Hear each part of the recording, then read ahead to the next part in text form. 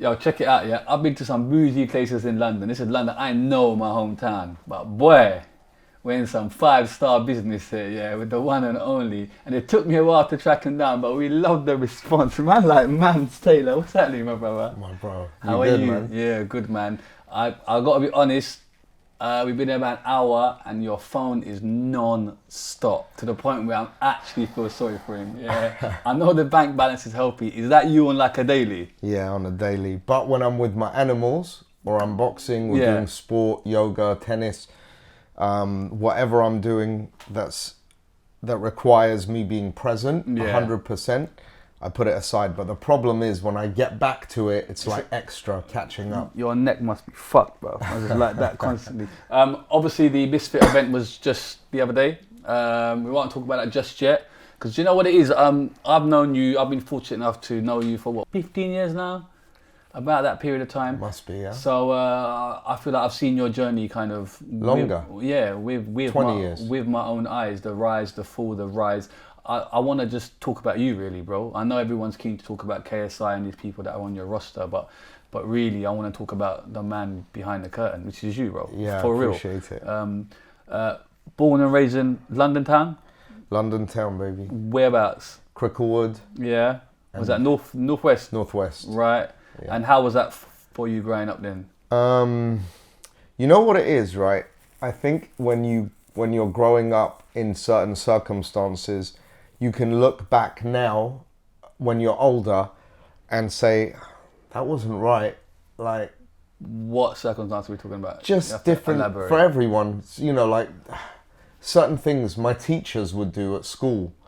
And then you think like, raw. Like what? You have to break it down, bro. I'm not trying to throw people under the bus. No, it's not. But listen, if this is your experience of life, yeah, you got to understand what is this, what there were decade people is this? that did funny things back then, and now it would definitely not be acceptable. And sometimes I'm not in favour of that because the world's gone a bit too soft. Yeah. But other things are like, raw. How did they get away with that? Example.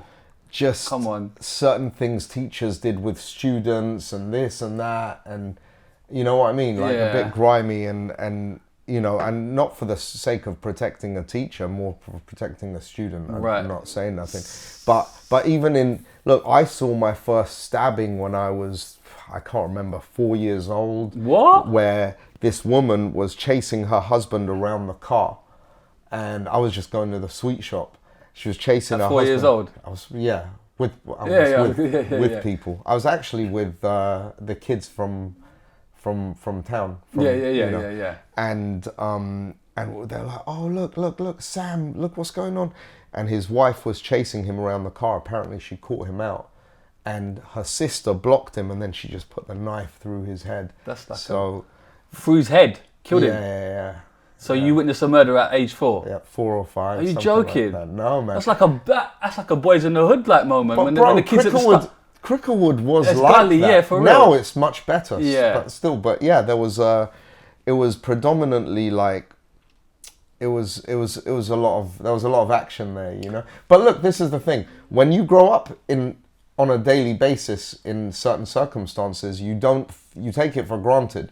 You think everyone grows up seeing stuff like that. As a kid, you don't think like, oh, I want to get out of here, I want to be here, or I want to be there. You don't really think of that. You just accept what your norm is at the time, and then you look back and think, okay.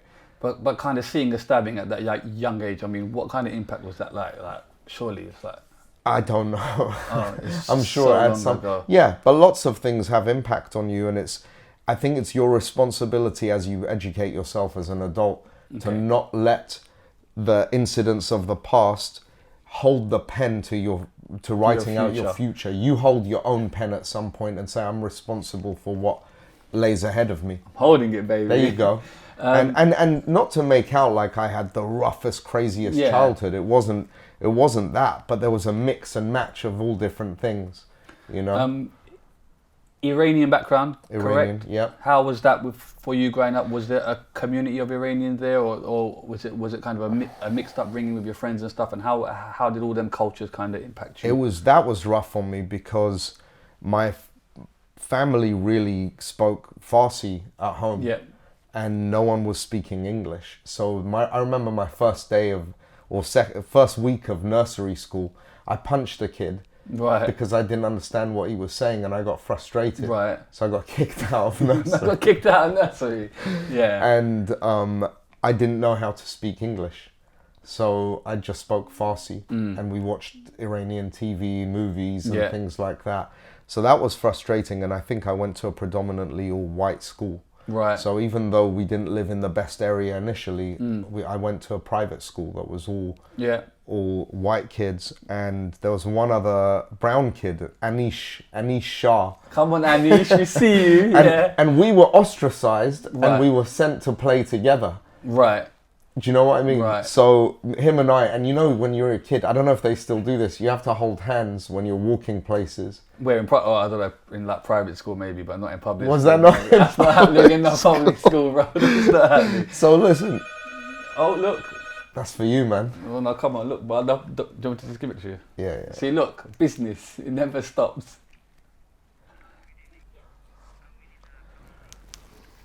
All right, sorry about that. No, it's cool. Okay, so you felt kind of isolated. I remember this, I'll name and shame this guy, yeah? Go on. Colin Thomas. Colin. Blonde hair, blue eyes. And again, I'm not one of those guys who's like, oh, white people need to pay for this and that. Yeah. Whoever you are, I'll base my judgment on your character and the merit of your character in this moment. I'm not going to punish you for what other people did. Yeah. Otherwise, we'll punish each other because For real. all of our ancestors have done something, yeah? Yeah. So, and I'm not, again, not to get too political on that side, but that's just what I believe. If I meet a nice, fucking hell, if I meet a nice person, I'll meet a nice person. Yeah, and for that's real. it. But Colin Thomas was the most popular kid, and he basically just said to me one day, he said, "You can't play with us, you're brown." And I was shocked.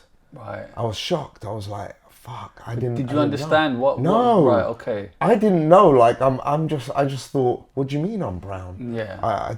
We're all, you know. So it was weird, and also in Cricklewood, it was weird. People would call me the P word after that incident happened. After it. Yeah. Okay. So there was a lot of Irish, a lot of South Asians, Southeast Asians. Yeah. And some Iranians, a lot of Italians, a lot of Irish, and a lot of and black as well. So it was a mixed bag, but there was definitely some racism. But you would get called the P word quite often. I wouldn't say quite often, but yeah, enough for you to feel isolated and kind of racism come your way. Especially with a group of people. But I had an older brother that was a bodybuilder and a tough guy. Okay. And I remember someone stole my bicycle. He got that shit back like Devo. Oh, bro. He was my hero. Yeah. He was my hero because he had like the biceps popping out. Yeah. It was very 80s, the tank tops. Yeah. He'd bring home movies and I'd watch all the Kung Fu movies with him and stuff. Predator and all that. Yeah, or just Bruce Lee, everything, loads of dubbed movies as well, Kung Fu movies. Yeah. That was our thing. But I definitely watched a bunch of movies I shouldn't have as well. Was he in the same school as you? No. Okay. No. But he didn't go to private school. So my parents made sure that I went to private school. They believed that that's important. So my dad came to England with nothing at all. So he really did well for himself. After about 10 years, 11 years, he started to make some dough. Right. And I think I was 12 or something, 13 when we moved into a posher area. Yeah. What area is this? Hampstead. You moved to Hampstead, Cricklewood to Hampstead, come up. Like, do you want to get that door? The babe, door. can you get the door? So you went Cricklewood to Hampstead. So your dad did well then. Can we ask what kind of industry he's into or he was in? Fuck! This is the life of Mams Taylor, bro. Hello? Yes, sure. Thank you. This is the life, and his phone's ringing constantly as well. But it's okay. It's the hotel room. but we keep it moving. I've forgotten now. Yeah. So what industry was your dad in? He got into he figured out a way how to trade iron and steel and stuff. Okay. From Iran, I think. Right. Import export. Yeah, that kind of thing. Yeah. So he started doing okay and moved us to a different area, and then I rebelled. I was the rebellious one. Right. And I didn't really get along with them that much because I started But- I started trying to search for my identity, and I didn't know where I really fit. How old was this? I'd say from 14 onwards. Is this because you've kind of gone from no money to having money, or is No, that it didn't anything? impact me because... What about the area? Because Hampstead is regarded as one of the most elite areas in London. So really. I'd keep going back to Cricklewood. Right. Okay, that's interesting. Because that's where my friends were. Yeah, that's where That's your where my home is. enemies were. That's where all the characters I was Right. used to. It's Yeah. like going to a new school, I Of didn't course. want to do it. But did they look at you differently now because you're now the Hampstead boy? Not really. No, not your friends really. kept it 100. Yeah. But I think what happened was, and I made new friends as well. And then, but what was funny was in the posh areas, I was like one of the tough kids.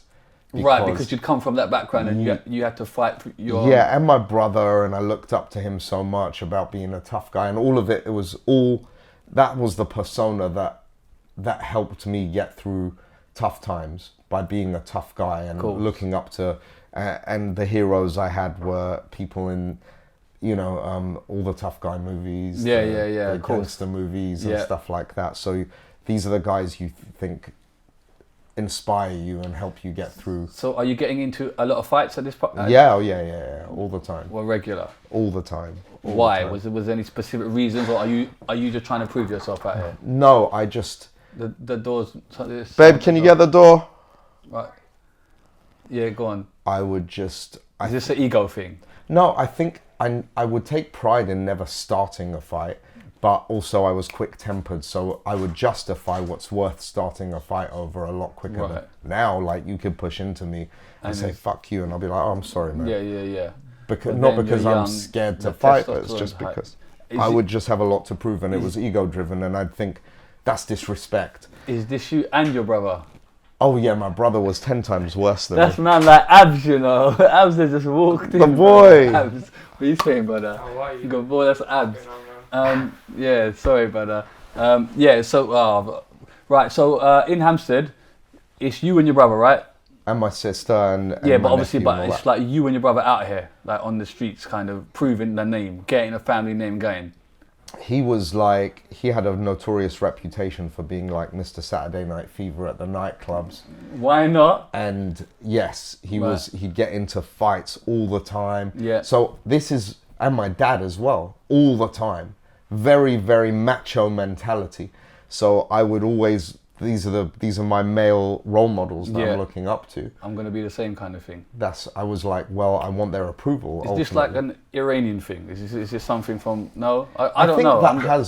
it has something to do with it. I think there's a certain the mentality. masculinity, the pride, kind of. Yeah, men of but the house. just so you know, like the Persian, there's different areas of Persian culture. Right. So there's a lot of Persians who are very educated, very cultured, Mm-hmm. very knowledgeable, extremely intelligent mathematicians, poets, dating back from Rumi. Yes, of course. So you've got like a softer side to the Yeah. culture, then you've got more of a Yeah, but they macho didn't, side they as didn't well. grow up in northwest London, did they? Rumi was not in Cricklewood, was No, and my dad as well grew up in a very rough area in Iran when he was young. Right. So that shaped him, and his dad was very, very tough on him, and he was a very tough man. Right. So when you piece all the pieces of the puzzle together, you start to understand others, and and when you do that for yourself, you start to say, oh, that's why I'm a wanker, or that's why I'm starting trouble, or Yeah. that's why I feel like I need to prove myself.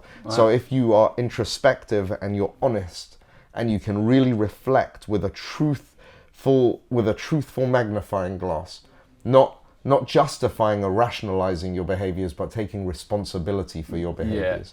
That's when you start to think to yourself, okay, these are areas I can improve in. And once you identify, then the next step is now forming new habits. So instead of my habit of, what you looking at? You got a problem, blah, blah, blah. Instead of that, you start saying, okay, let me take a deep breath and let me understand the bigger picture, that this is another human being. He's someone's son. He's someone's brother. He's probably a really good person, and we're wrapped up in this moment. But once you start adopting that mentality, your energy vibrates at a different frequency, so you tend not to attract that. But does that come with age, you think? It comes with experience. It's up to you. Eight. It is age. Age gives you more time to have more experiences, but if you have a lot of experiences, then you have a responsibility to sort of take that in early. Fair enough. Okay, so you're there. A lot of people may not know, Mams was a rapper. You're a rapper. I've known Mams as a rapper. When did music start to creep in for you and kind of you decide to be like, I'm really going to give it a go? Prior to that, was there any other path that you went to go down and be like, I want to be this? Oh, yeah. I just wanted to be a cowboy when I was a kid. Oh, swear? Yeah, man. Why? Because I just loved Clint Eastwood, and I loved The Good, the Bad, and the Ugly, and I could recite every line from that movie for you. And I just wanted to... I didn't fancy going on horses. That happened much later in life, to ride horses and stuff. But I just loved the rest of the aspect of it. So I was like, no one's rocking around with a horse anyway. But, but you love westerns and I loved it. So I just embodied that, and I think I wanted to. And every fancy dress party, or even not fancy dress, I remember going to London nightclubs wearing them, and everyone would be like, "Who's this wanker?" So and by the way, I'm wearing sunglasses because these lights. No, he's tired. I'll give him these that. Lights late are as well. It's like too. 11 o'clock at night, and thank you so much. He's allowed us to come in. No, it's a pleasure. Just the genre of westerns ain't really a thing anymore, is it? Sometimes you get did you see back in the day? The badder the harder they fall. No, I haven't seen it. So black western, it's hard. It's very good. Just for anyone watching, what is the 3 best westerns that someone should watch in their life? Good, the Bad, and the Ugly. Yeah. Django is hard as well. Joe, I've never seen it, bro. I know, bro. I know. Right, go on. Tombstone, Unforgiven. Yeah. With Clint Eastwood. Unforgiven is... Sorry, Unforgiven? Yeah, you got to watch that. Yeah, I've seen that. Come on, bad boy, that's crazy.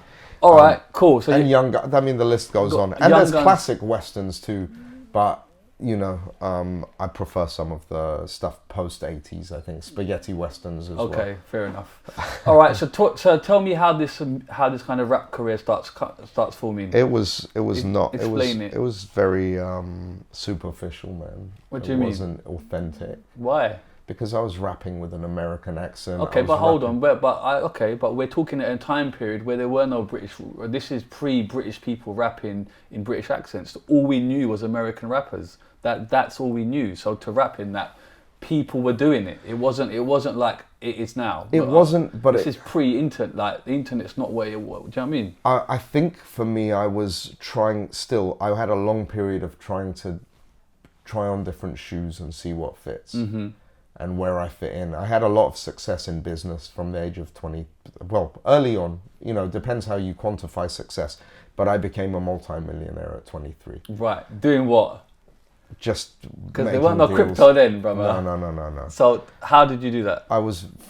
At that time I was a bouncer, and I met a lot of I've been a clients. bouncer, and I'm not a millionaire, bro. Well, I was in the right place at the right time, but I was also determined, and I was getting married.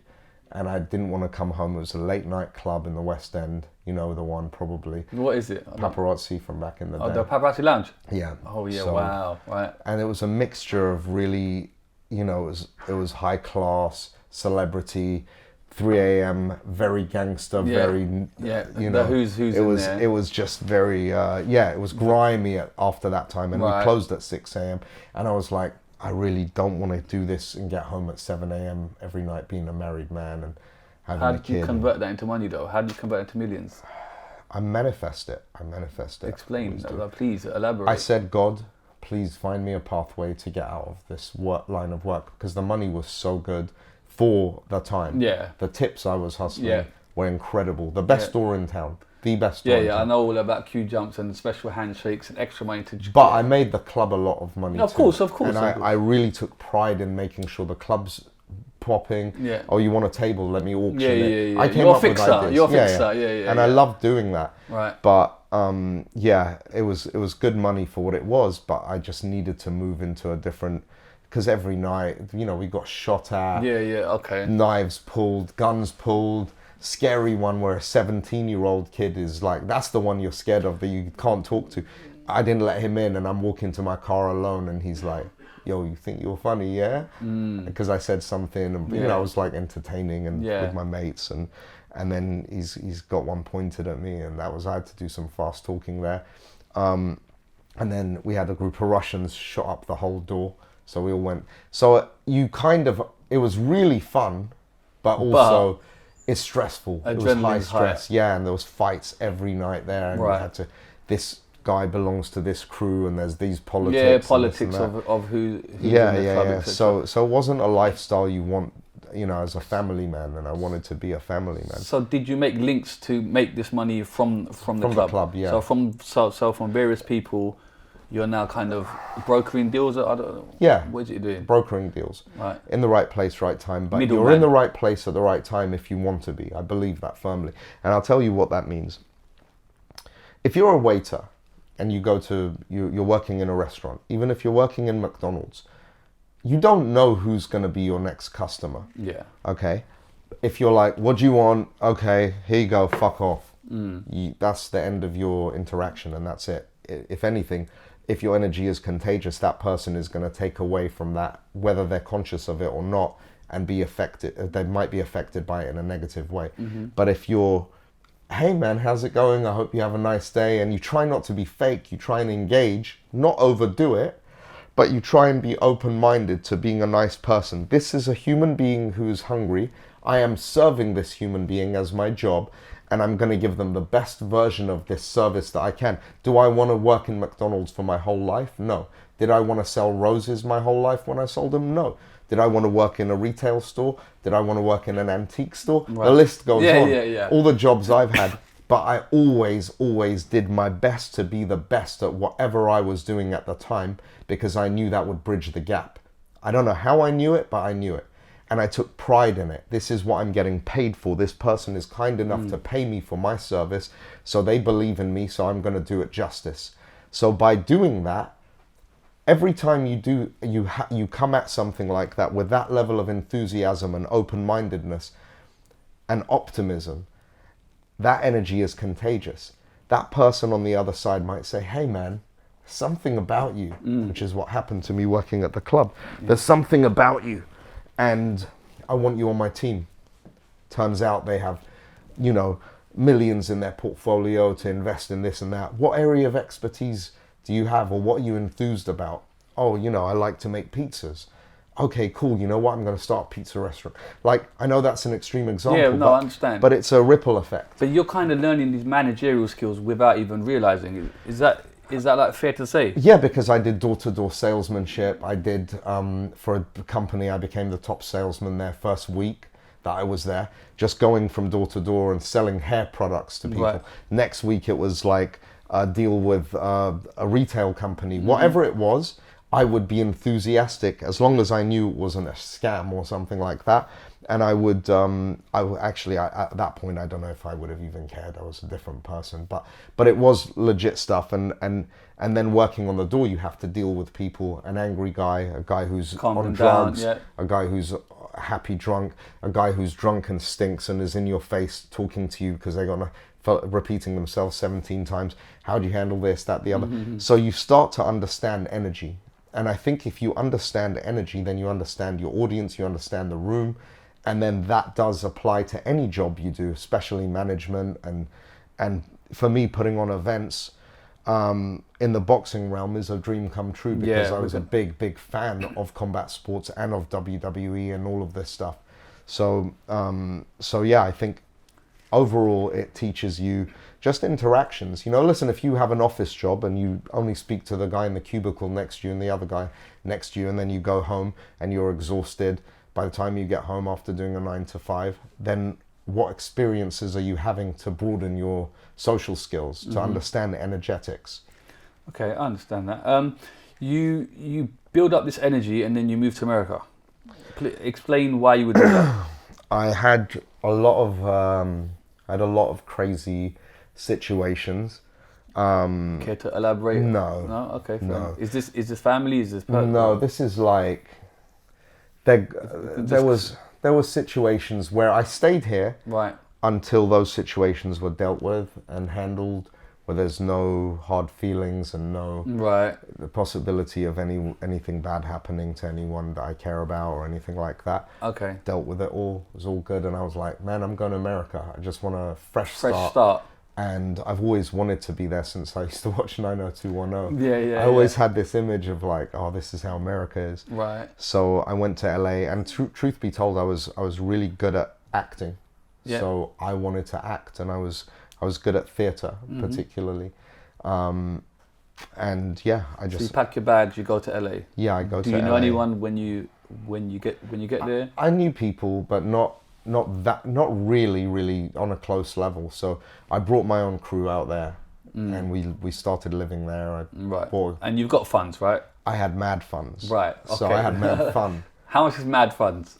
Mad fun. I bought a mansion in Beverly Hills. I bought 8-9 cars. I had. Right, you're living the dream. I had the security guards. I had the this, the that. So just going out every night, clubbing, having a great time. Explain that life to me then. You're literally going to LA. You're kind of the new man on the scene. And everyone's talking, oh, he's an arms dealer, he's a drug dealer, he's a this, he's a that. Right. And I loved it because none of it was true. You didn't care. Honestly, the way I made money was always legitimate. It was more the mystery of who is this British guy. He's come over. He's 24, what was I then? Young, 25 years old. He's a millionaire. He's in the club. There's famous people everywhere. And the famous people are like, well, who's this guy that's making... Yeah, so that was my circle. It was like athletes, actors, musicians, and then I thought I want to be a musician. I think I spoke about this recently, and I just did it for a shallow reason. And I was a good writer, so I was a good poet. So you get into rap when you get to LA? Shortly after, not immediately. Okay. I was trying to find my this identity. career, you worked with some of the best people in the world. What were we talking? Because they were Snoop Dogg, The Game, Bobby Valentino, I remember, Travis Barker, Robbie Williams. Robbie Williams was your neighbour or something, wasn't he? He was. We hung out, played football at his place, and he was became a good friend, really good guy. So was LA like that then? These kind of famous people. If you're out there doing something, people are talking. And then when you're doing something that looks like it's fun, then people want to be a part of that fun. Or you get more leechy people who are like, oh my God, blah, blah, blah, what's up? By the way, you'd hang out with a girl, and then at the end of the date, she'd be like, oh, before I go, can I give you this script or whatever? Yeah. And then this still happened until recently. It's like people start singing for you. When you do well in music or whatever, people start singing for you, or they give you their SoundCloud links and stuff like that. But we're talking Robbie Williams has done songs for you. Bro, you are on a song with Robbie Williams in his prime. Robbie asked, can I get on this song? That's unbelievable. I was like, wow. That's unbelievable. How does that even work? He was just there and you were just doing music and he's like... We went out to dinner. A friend of mine, Oliver, in LA, introduced me to Robbie. We were all having dinner, and you've got the right mix of personalities, and Robbie's a very intelligent, witty guy. I loved it. I loved his energy. So we were just talking. He came to a restaurant that I was part owner of at the time. We went there for dinner, and then we went in my car, and I said, he's like, oh, I want to listen to, I've heard you making music, I'd like to listen. So I played him a song with The Game, I played him a song with whoever, a few of the Snoop and the other one, and then played him. He's like, keep playing him. So I said, oh, for this one, I'm thinking of putting Marilyn Manson on the hook. And he goes, no, let me do this one. I'd like to do it. That's so cool, though. The buzz felt like I was going to really do something in music. Oh, I felt it. I went to LA. I saw it with my own eyes, mate. I was like, this guy is doing bits, mate. I was meant to. And he's British as well. You were repping like, I was like, I was in awe. I ain't going to lie. I see it with my own eyes, bro. That was the buzz. The buzz was there, and the labels and stuff like that. And then honestly, it fell apart, I think, for a number of reasons. Like, if I Can you knew... put your finger on it? Because on paper it looked like this guy's gonna blow. You had music videos, you had all these artists flipping. I think my talent wasn't developed enough. You reckon? I think I wasn't. Yes, because I wasn't authentic, bro. And as a musician, I'm the type of guy that won't succeed until I'm authentic in what I'm doing. Right. I won't. I can't fake succeeding. And even with making money, the first time I wasn't authentic, so I lost all of it. So every time I've succeeded by pretending to be someone I'm not, it doesn't last, or it falls, Can I just touch upon obviously females in your music video? I think Carmen and Electra, isn't it? We got And the gang. Fricktion. What are you telling? Sorry, man, I fucked you up. No, it's cool. It's cool. How are What you, are you man? saying? Good to meet you, bro. Good to meet you. Good to finally meet you. Yeah, No, you it's too. cool, Had great brother. things. Everything. What are you Good, telling man. me? John, nice to meet Hello, you. mate. How are John you? is a legend as well, man. John Legend. yeah. Is that John Legend? How's it going, John? Am I in your shot? Yeah, you are. You fucked the whole thing, but I it's want to alright. give you a hug. Come on, bro. I want to stand up for you anytime. I'm sorry, bro. I'm Come sorry. on, No, bro. we're making a cameo. Sorry. I love, brother. What are you saying? I love you, bro. I love you, bro. What are you saying? Yeah, Do your thing. yeah, is that alright? Yeah, I'm sorry. I'm No, it's alright. Can you close that door, Frick, please? Yeah. Alright, thank you. So, obviously, you're in that scene in LA. You're friends with Paris Hilton. You got Carmen Electra in your music video. I think Mila Kunis was in your video. These are all Kim Kardashian's about, and you're the man, right? Yeah, I was one of the men. You was about. I was about. I mean, how was that like? Like you're there. You got all these like world famous people, and then you're kind of on top of the pyramid. So to speak. It was fun, and you were doing things that you couldn't believe. Like as an Iranian kid who felt like shit From Cricklewood. From Cricklewood because of Colin Thomas. By the way, Colin Thomas, if I ever see you, bro, I'm gonna give Colin, you that it's goodwill on, hunting. you know. Yeah. Just a one. Right. Yeah. A flyby, and and I think there was always that voice of doubt. Even when I was doing things, I did have that voice of like, you're not good enough, or you're one of the brown kids, and I'm not doing that to be a victim because I don't believe that. Yeah. I don't believe that. I think if anything, it setting these barriers in front of me helped me understand how to overcome adversity. So I'm very grateful for everything I've been through.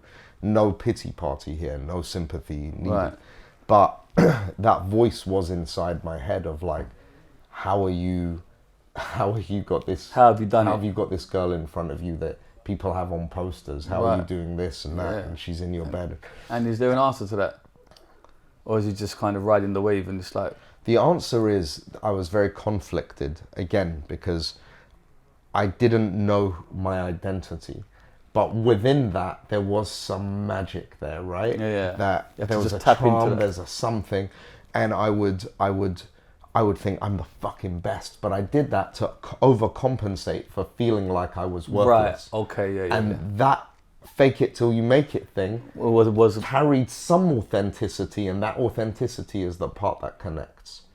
Because I think we should all think we're the shit. I'm not just saying that let's all take a participation medal. It's more like there's something about each individual that should shine if you find it, you know? And I think I was just about teeter-tottering around it. So look, all of that happened in order to make me realize actually these goals that I set for myself, to have all this money, to have all these women, to have all these cars and go on this yacht every summer that was like massive and have parties and this and that and be the man, where people would come up to me in clubs and say, hey, have you seen Mams Taylor? I'm on his table. Like this hot chick would come. I'm like, oh, you're here to see Mams Taylor? Yeah, you know, like that doesn't last in terms of the buzz that it gives you, because you'll always want more. It's a bottomless pit. Having a brand new Lambo or a Rolls Royce Phantom and whatever, those things are transitory and they do not, it's cool and it's great, and luxury is great, flashiness is great, it gives you some sense of false empowerment, which there's a place for. Of course. But it doesn't actually make you happy. You know, there's a lot of millionaires I speak to, and well, not lots, but whoever I speak to, they always say, "Shiz, it was always about the journey. The journey was always the best part." It was like, I don't know, can you relate to that at all? A lot of people say the journey was where it was at, like the end. Do you understand what I'm saying? For personally, yes, I can relate, because whenever I achieve a goal, I don't, and this is probably not a good thing. I don't really take the time for it to simmer and for me to say, let me celebrate this win. You on to the next one kind of thing. I'm already on to the next one before I even win, you know? So that's what keeps me going. But I don't know if that's healthy or not.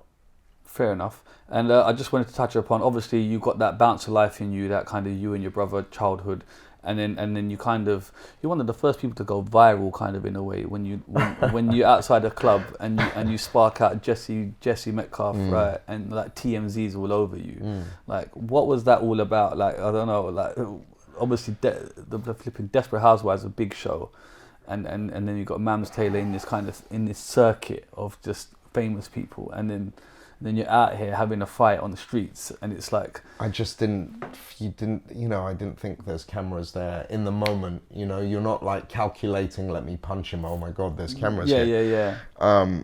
But yeah, he was a bit out of order, to be fair. Yeah. And the clip didn't represent everything that happened leading up to What it. did he say to you?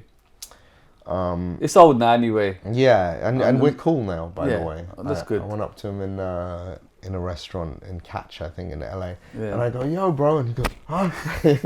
No, he was cool. He's a nice kid. Like, Yeah. But we all grow up as well. And listen, I know I was more of a dickhead than I am now, and I'll be less of a dickhead in 10 years probably. Of course. God willing, you know? Yeah. And that's just the truth of it. The journey does educate you and make you more self-conscious in a non-vanity way. It makes you sort of try to, I want to be a good person, because if I leave the person I'm hanging out with feeling better than he did before he came to me, that's got to be worth something. So on the aspect of you being a nice person, you once told me that Scott Storch was living with you. Or is this true? Yeah. When kind of he was at his low period, can we elaborate on that a little bit? Well, it didn't last long. But still, like Scott Storch's story is very up and down, and We have a very similar story in that way, financially. right. And partying and, Right. and going down. So in the there's like a dumps and similarity, losing it. right? You both Yeah. party and you both burnt it at both ends. And then I think he's doing well now as well. I Yeah. spoke to him maybe 7-8 months ago. We speak sometimes, get along great. But he was living with you at one point. You was helping him out. Well, I was supposed to. He lived with me for maybe 3-4 days. Yeah. And then... Yeah, but sometimes that's all it takes to know that, you know... No, but we do have fell a- out. We fell out Oh. because he was crazy. Okay. Crazier than me. And he came to the house, and I said, look, I had some like smoker boxing match, and I was training really hard to box, and I think I was going to an MMA gym at the time, and I was training hard, and it was like I had to wake up at 7:30, which is nothing now. I wake up at 5. But And he's partying all night. But I said, if you're going to stay here, I don't want A, B, C, D, E, F, G. And he's then doing he came H- and did A, A, B, B, C, C, D, E, D. F, G, H, I, J, K, Yeah. L, M, N, O, P. And You have to say I that. got into it with his bouncer, with his bodyguard, and had to In ask your own him house? to leave. Yeah. So we had a bit of an altercation, and then it ended. But then you're we cool made now? up. Yeah, very cool, nice guy. So, okay, so on that story then, you kind of, am I right to say that you burned through your money? At that point, I was almost out of money. Yeah. Right, so you literally spent millions. I lost millions. But, yeah, And is this with investment or is this with you just spending investments, no, everything? No. Yeah, my So investments life, were terrible. so the I tables just turned thought on I you. was invincible. Right. So I thought whatever I do with money is going to do great. Yeah, okay, fair enough. And then I realized actually, if my focus is not on building the money and it's on partying, then that's where I'm going to be better at becoming a great partier, you know, but I'm going to get worse at doing the things that... You also get married at this point. Been married a few times. Okay, I did, yeah, with the lady she's been in Liar Liar and stuff like Oh yeah, that. that was my third wife. Okay, your third wife. Yeah. So you're getting married throughout this moment as well. Are you riding that alimony pony paying out? Are you losing half as you're going along, bro? I spent some money on that stuff. Yeah. So Fair enough. Do you have any regrets when you look back at it, or you just feel like this is my story and that's how it was meant to turn out? No, I love it. I Yeah. love it because it's shaped my understanding of things now. Would I love to go back to being 20 with the knowledge I have now? Absolutely. What would you do differently? I'd have a whole different life. Really? Yeah, I'd move to a farm right away. Yeah, but don't you feel like you had to go through that experience to understand did. it? So then Yeah, going but to a farm at 20, perhaps you would not experience. No. But if I knew what I know now, yeah, but you couldn't possibly know it unless you go through. that's what I'm saying. Unless So you it's a go through the- hypothetical Yeah, for yeah. no reason. But if right now I could go back to being 20-year-old Mams and keep the knowledge I've had through the experiences I've had, which Go is an straight to the farm. impossibility. I would go straight, start buying land, farms, get rescuing animals, and just doing all that. Okay, so you lose your money. Let's say you lose your money, right? Do you stay in LA or what do you do? At that point, I stayed in LA. Right, and you don't have money. So No. what happens with the friendship circles? Is it Reduced by 98%. really? Oh yeah. We're talking like people that you were cool with. They don't. People that would call on a daily basis. They don't stopped call no calling. more. People I called and said, hey, people I loaned $1 million to because they... You loaned $1 million to someone? Yes. Are you fucking mad? And I said, bro, I need 10 grand. They're like, I'll call you back. Go on. Have you got that $1 million back yet? Oh yeah. Most of it. He didn't pay me all of it. He always... This You, guy hold was on, always... you lent someone $1 million. Yeah, he couldn't... His dad's black Amex... he'd overspent on his dad's black Amex. As you do. So he got in trouble. So he's like, he needed to borrow money from me. But yeah, listen, I had friendships with some of these types of guys. That's nuts. But they're not real. And Yeah, now I know that. And look, at the end of the day, it was not, again, it's not a victim thing. The reason I built and formed those friendships was because it was a reflection of where I was in my life. So I know, instead of blaming that guy, let me take responsibility to say, I know that I was attracting that because I was that in another way. Yeah. Yes, I wasn't using people for their money or this and that, but I was obsessed with being on the scene and being cool and all this bullshit. So that stuff was important to me. That's what was important. So of course you're going to attract that. If you go for a woman purely for her looks, okay, it's really tough to do that, because if you connect with a woman, But it must be hard in LA environments Yeah. to kind of connect to someone on kind of a deeper level. Listen, when it's all about the looks and the glam and. But that's the thing. If you're authentic and you're in LA or you're in the Himalayas, if you're really authentic and you're yourself, you're going to attract something that embodies and mirrors your energy and where you're vibrating frequency-wise. But the reality is, most people who go to live in LA are searching for some kind of validation through fame. Right. So if you're that person and you're searching for validation through fame, you're going to attract other people who are doing the same. So then you're going to be like, you're much more likely to have trauma bonds with people rather than true connections. So looking back, was you searching for this validation Yeah, yourself? yeah, Would yeah. you say? Yeah. You was out there. Yeah. You wanted to be someone. I did. I don't know what exactly, but I knew I wanted attention. Yeah. And the And- only way you knew was to go out, spend money, and be the man. Because you had it. Yeah, and even when I didn't, I found a different way to do it. I had Right. found a different way to still attract beautiful women and, have friendships and this and that and Okay. the other. And just, I still think there was so much growth, and there still is. Like, I still embody some of the characteristics that I find negative, and I'm conscious of them. So I'm like, okay, let me get rid of this. Let me work on this. Let me work on that.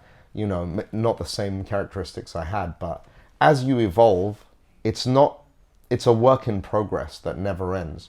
So, I'm not some enlightened human being who's reached my final goal spiritually and haven't self-actualized 100%, because then at that point, apparently you have no desire. Yeah, there's nothing- You're yeah. in equanimity all the time. Yeah. You can't be moved by good, bad. Right.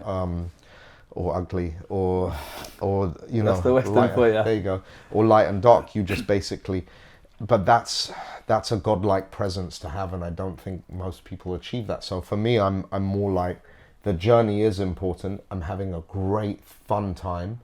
I really love life, and I'm really grateful. I embody the gratitude that I have Of course. in every cell of my being. Of course. So when I walk around and if I sit and I'm eating, I'm even though I'm on my phone and all this stuff is going on, I'm like, oh, thank you. When I look at my horses or drive up to to my land and do the stuff I do in my house, and or make one of these events at Missfits, or I'm writing a song, or anything that I do in my life, I'd say 95% of it is really fun.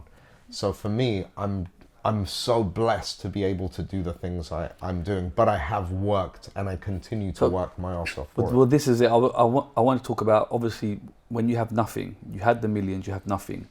how do you change your trajectory back up? Like what did you do? Optimism, Right.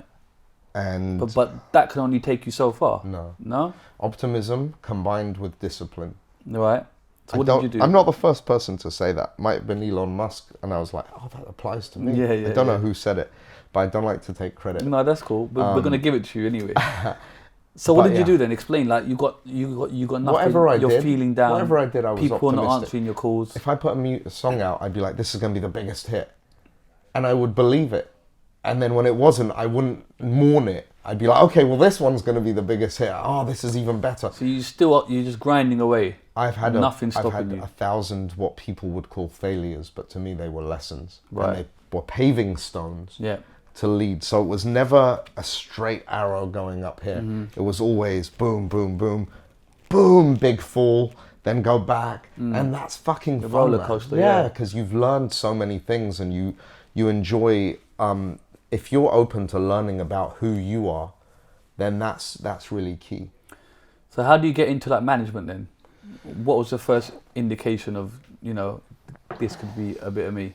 I think it was, I saw, for me, I've always been good at giving advice, maybe not taking advice. No, you have, for real. And Even with me. yeah, Come on. and it's like, I think that's part of what management is. You try and really, really put yourself in that person's shoes and have empathy and say, like, if I'm thinking like this person, what do I want to do? So like, if my daughter, for example, she wants to do something, if she said to me, Dad, I really want to be a scientist, Yeah. should I go to school? I'd say yes. She says, I want to be a musician. Am I talented enough? She is. She is. And I'd say, she's like, should I go to uni? And I'm like, if you don't want to, you shouldn't. So I think giving guidance based on what the person wants is important, rather than, and we all do this sometimes, rather than projecting what you want in that situation or what you would want for yourself in that situation.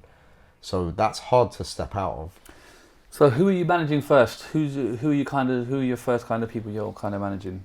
I'm guessing it wasn't just KSI. No. Wake up and go. We invested in this management company back in the day called Atom Factory, and before that was called the Coalition.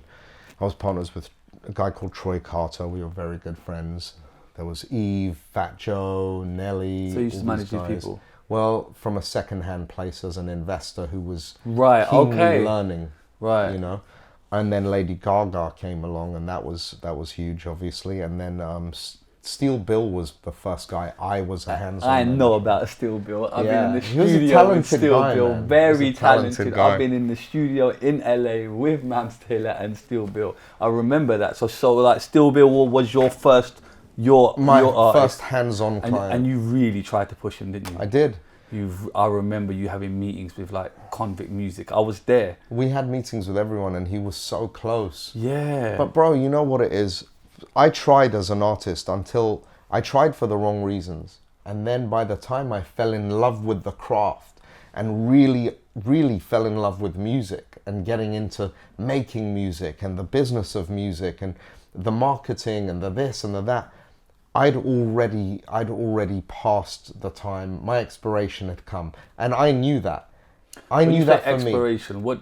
I knew that my path was the path. It wasn't the path of least resistance. It was just, I knew that God's plan was stronger than my plan, and I was okay with that. You was okay because that's the hard thing to do, is to let it go. Well, I knew when it was time. How did you And know I miss it. I miss being on stage. I love that. Yeah, it because was you are a fun. showman. Yeah, I enjoyed Definitely. that.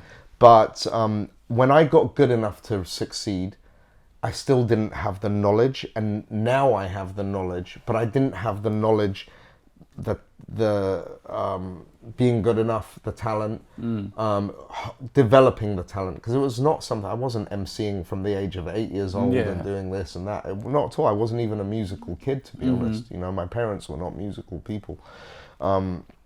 So I think I took the hint from the universe. Right. I understood that God's plan is different, and that was my talent of recognizing Knowing when that to- and saying that does. So I've come all this way here, Yeah. and I've hit this brick wall, and now should I try and climb it? Oh shit, can't do it. Should I try and bang my head? Oh, it's not working. All right, let me walk away from it and go in this direction. Right. So it Where opened. some people just keep hitting that door, trying to, yeah. But you've got to listen to that voice called intuition. Right. And that's been my saving grace. Sometimes, except for women, I've always gotten that wrong. But yeah, my You'll intuition. get it right one day, bro. Well, that's the thing. If you can detect what is intuition and what is your desire, and understand there's a big difference between the two a lot of the time, then you're going to do well. And sometimes when your desire doesn't align with your intuition, that's hard. So it's hard for you to say, like, I want to make it so badly in this arena and I see myself succeeding as a music artist, and then this says you're not going to. Is that fear? Is that desire? Or is that intuition? When you can decipher the difference with How do clarity. you know? Is it just that feeling? I think silence, and find the answers in breathing, in being in silence. Wow. And I know that sounds No. crazy to some people, but if you understand. close your eyes... Do you kind of meditate a lot? Yeah, I do. That saved my arse, man. Really? Breath work has saved my arse. For real? Oh, yeah. 100%.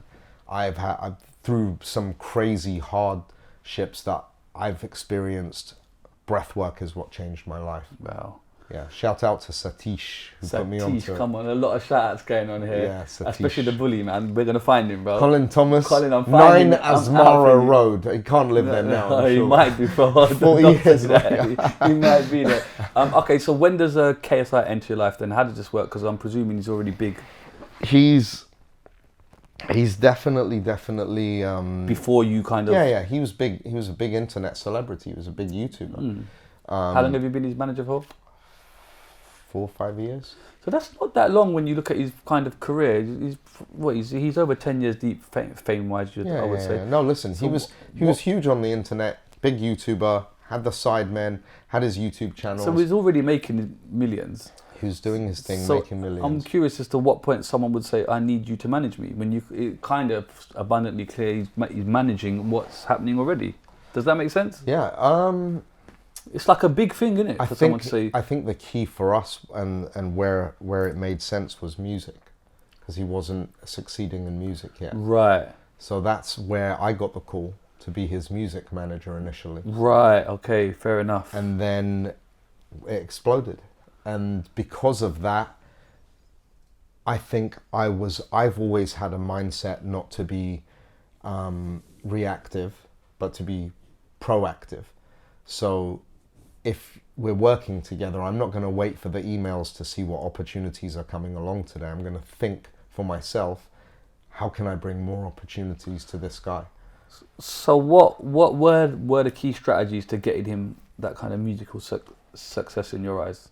Because he tried and it wasn't really working. Good music. Of course. Good and are you music. kind of guiding him to kind of genres to do? You're fully guiding him. We really did some great teamwork, and it was a fine balance between my opinion and what he enjoyed. And he was listening, obviously taking it on board, because some people, they don't want to listen. He listened and I listened to him, and I think that's what it is. Yeah, we disagree on things sometimes or whatever, sure, but on the whole, I brought him songs. I was like, if you do this song will be the biggest song you've ever done. I guarantee it. And to this day, I know it would have. This 2-3 songs that he passed on.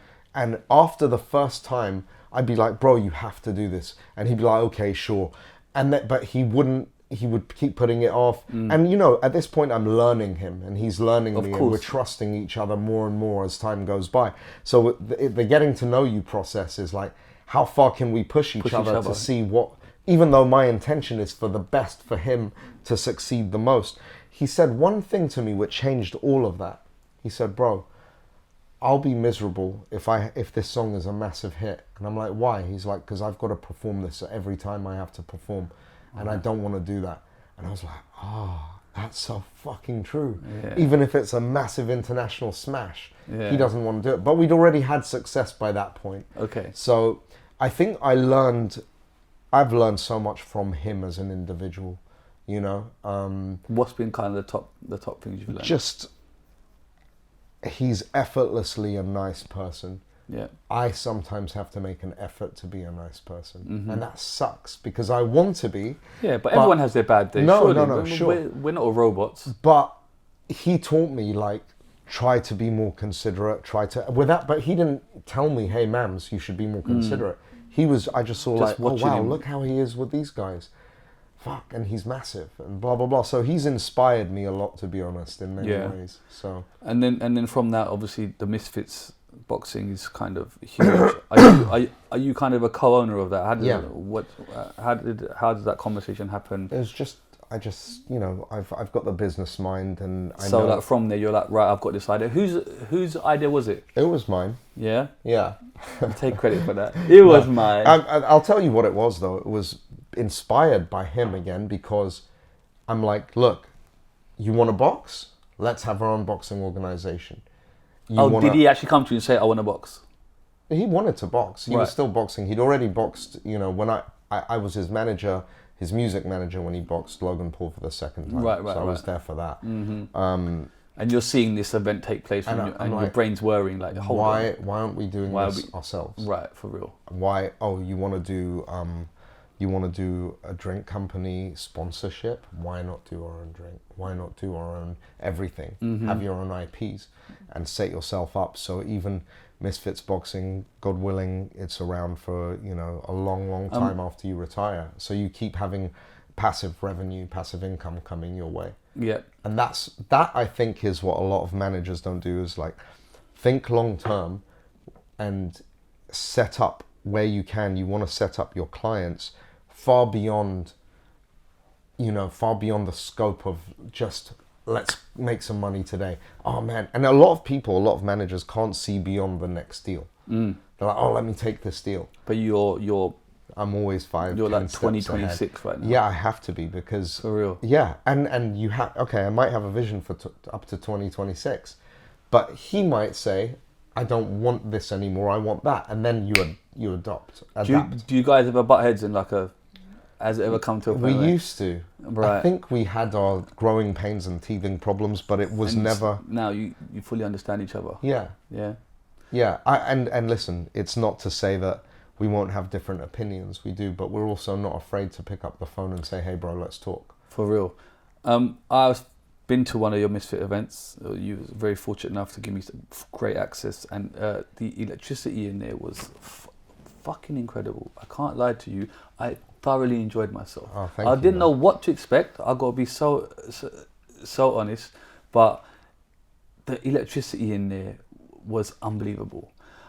What do you say to like kind of these kind of like, because I was watching Talksport earlier and they were kind of saying this is like WWE style, this crossover boxing. They're giving it a sub genre. Are you kind of happy with that? Are you not bothered? No, it is WWE style, but the boxing in the ring is they're fighting each other. There's no predetermined outcomes. Yeah. There's no like, oh, I know this guy's going to win or that guy's going to win, or we go to jail, because there's betting on these things, and we don't. I don't think you can fake boxing without getting caught. You can pretty much see. For real. You know, listen, does it happen once in a while between people? Not on Misfits. I fucking would never let that happen. Yeah. But build-ups, I've been super inspired by WWE. I've been super inspired by the UFC. I've been hats off to Vince McMahon, Dana White, Bob Arum, Mayweather, De La Hoya, everyone who's put on great shows. I've been inspired by all these guys, and Al Heyman, you know. Whose idea was it to put the perspex in the middle? Because I thought it was genius. Like That was the Zone. It was very clever. Zone have some good it was a ideas too. WWE style kind of. It was wicked. Yeah. It was so smart. What do you think these other pro-like motors think of you? These kind of seasoned ones like that have been in the game, and it's you're kind of the new kid on the block with this new business plan, this kind of 2023 vision of. Eddie Hearn's been very complimentary recently, Yeah. so I respect that. But he's more of a forward thinker, I think. But listen, it doesn't matter. At the end of the day, I think a lot of them are confused. A lot of them are like, don't know what to think.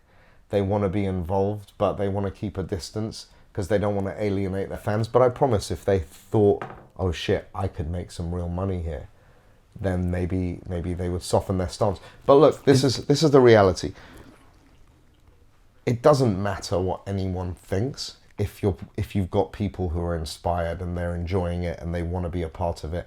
And you already heard just a taste of that, you know, just hanging out before while Yeah, we were for setting real. this up. You're just on it non-stop. There's a lot of work that goes into it. There's a lot of demand. It's a product that people are enjoying, and it's growing at a rapid pace. Is it a case of these promoters can't really afford to be your enemy because you're growing so big? You're like the Incredible Hulk. It's just growing so big. I don't really. Because you're getting to a point where there's no point in even going against this guy. This is huge. It's growing. You're always going to get people who are against you, and they say what they want to say. It's kind of futile now, isn't it? Surely, but there's people it looks like that. Yeah, but you're still going to see a lot of people poo-pooing what we're doing, and that's okay. But you know what? If you're inside, Prince said it best. He said, "I'd rather you love me or hate me, as long as you're not indifferent to me." So if we've got people talking and they're hating it, that's cool. One more thing, and then we're going to wrap up. KSI recently did use a racial slur that offended the hell out of me. I know I do want to bring this up, man. And I got to be honest, I messaged you straight away and you replied back to me straight away, which I really respected. That, can we elaborate on that? Because he kind of made a statement, but I would love to just talk to him and kind of just, because I understand it after you told me what was going on and the fact that you known him for so long, etc. I understood it better. Yeah. But it's like when he said that word, my blood was boiling to the point where I'm like, I'm going to ring Mams and I'm going to fucking say something. And God bless you, you spoke to me straight away and said, Shiz, I understand, he's very sorry, etc. Can you just talk me through that? Because you were called that word. You just said you was called that word growing up, and you know what it feels like. People have died over that word. They have. And look, for me personally, Yeah. I've been called sand monkey and camel jockey and this and that and the other. I don't give a fuck, personally. If someone comes and says, you fucking this or that, I'm just like, okay. Yeah, of course. That's it. Yeah. But there was a time where you did give a fuck. Yeah, there was. Of course. And I had to go through the journey I've gone through to be in such a comfortable place me of like, same. I don't care. Yeah. And I think we give these words a lot of power. And that's up to us, but also when they're hurled in an abusive way, it's difficult not to give it some power, especially when you feel vulnerable, or you feel like you're not part of, you're being ostracized because of where you're from and all of that. So I understand that. I've been through that. Was he wrong to say it? Was he wrong to say it? Yes. Was his intentions behind the word in any way malicious? No. Okay. Not one bit. But we had that conversation. No, that's why I wanted to bring it up, because what you was telling me. I know him too well. How remorseful he was, how he is. Bro, he spent a lot, and this guy's busier than I am. Well, Abs is with him every day. Abs is Asian. Yeah, but I'd say about 60%, 70% of my staff is Southeast Asian. But yes, he made a big mistake, but he spent a lot of time, I'm talking a lot of time, understanding, educating himself, understanding the power of that word that it does carry, whether we like it or not, whether it should or not. He started to understand that. If you met me when I was 23, which you didn't, luckily, right? Yeah. If you met me when I was 23, and that was your impression of me, okay, and we meet again today, you'd be so surprised, because I've changed so much since then. That incident made him grow very, very much. It made him grow up from a space that he was in then, and he educated himself properly, took the time, and look, not to speak too much on his business, but he gave hundreds of thousands into charities for Southeast Asian groups and children, and went and visited groups. You know what? It wasn't PR though, because most of it hasn't even been reported. Right. You know what it is for me, because I know you so well. I understand. I understand. You know what I'm saying? And I just wish everyone else could understand it. Just another quick question. Would Prime have happened if you were not here? No. Huh? No. They wouldn't have. It wouldn't have. Something. No, you know what? It's known fact. Something. I'll tell you that. Prime happened because of you. It didn't happen because of me. It happened. The collaboration did. It's like, okay, you need 4 wheels on a car. Right. And a steering wheel. Yeah, and if it's, let's call this not a car because that's a motorcycle. Let's call this no. Let's call this a 16-wheeler. And one of the wheels. I think you're more the engine. No. Steering wheel. Bro, no. The guys. Respectfully speaking. No, JJ and Logan have been incredible with that and completely have been. The guys who brought the drink and operate the company, they are the best partners you can imagine. And their ideas. But it was you that made JJ get on board. Yeah. That's true. That's true. Okay. But listen, I always say, if I say to an artist, put it this way, I don't know, if I think the cream always rises to the top, whether it would be Prime or this and that or whatever. Everything aligns the way it's meant to for you to have the pathway that you're supposed to have to get to the destination you're going to, you know? So... and then what's your end goal? And then we'll end on that. Because I thank you for your time. I know your phone's been ringing. You've got guests in there. Honestly, bro, I love you for this. What's the end goal? Because to me, it seems like you've got everything. You've got Prime, you've got boxing.